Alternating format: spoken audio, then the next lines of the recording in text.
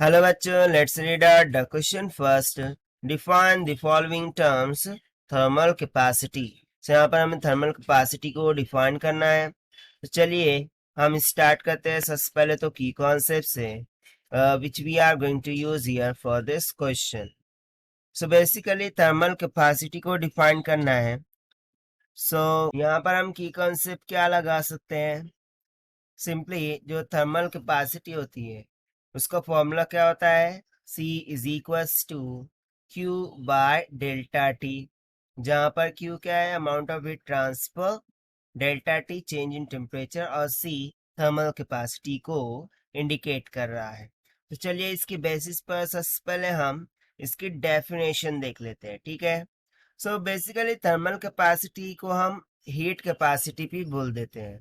ठीक है. इसी थर्मल कैपेसिटी को हम हीट कैपेसिटी भी बोल देते हैं. और इसकी डेफिनेशन कुछ इस तरीके से हो जाती है. The amount of heat required to raise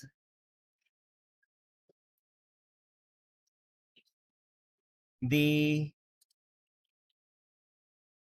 temperature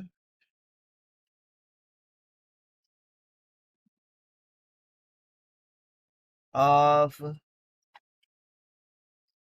the whole body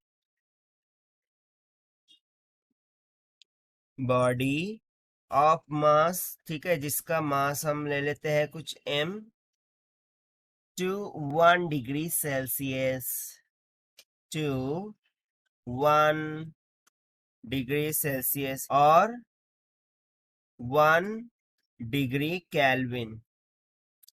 सो इस डेफिनेशन से देखिए हमें समझ क्या रहा है.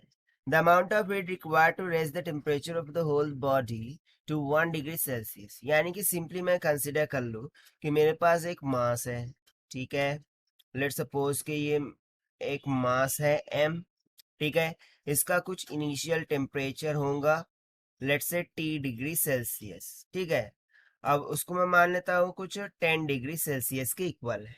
अब इसी मास का जो टेम्परेचर 10 डिग्री सेल्सियस है उसे मुझे 1 डिग्री से इंक्रीज करना है.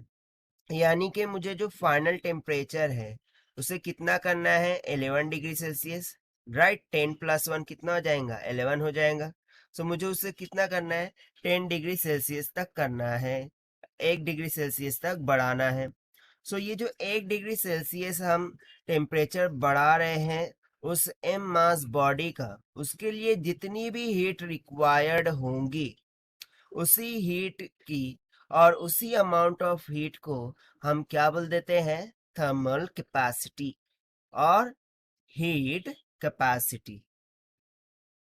ठीक है. यानी कि जो एम बॉडी ऑफ मास है उसके टेम्परेचर को 1 डिग्री सेल्सियस बढ़ाने के लिए जितनी भी अमाउंट ऑफ हीट हमें रिक्वायर्ड होंगी, दरकार होंगी, उसी को हम क्या बोल देते हैं, thermal capacity. Now let us take the formula. So जैसा कि हमने कॉन्सेप्ट में लिखा था कि थर्मल कैपेसिटी को डिनोट करते हैं C से, और इसका फॉर्मूला सिंपली हो जाता है Q बाय डेल्टा टी, जहां पर Q ट्रांसफर ऑफ हीट को इंडिकेट करता है और delta T change in temperature और you can say difference in temperature को रिलेट करता है. Okay. So this is what whole about the thermal capacity. So this is the required solution. I hope you understood well. Best of luck. Thank you.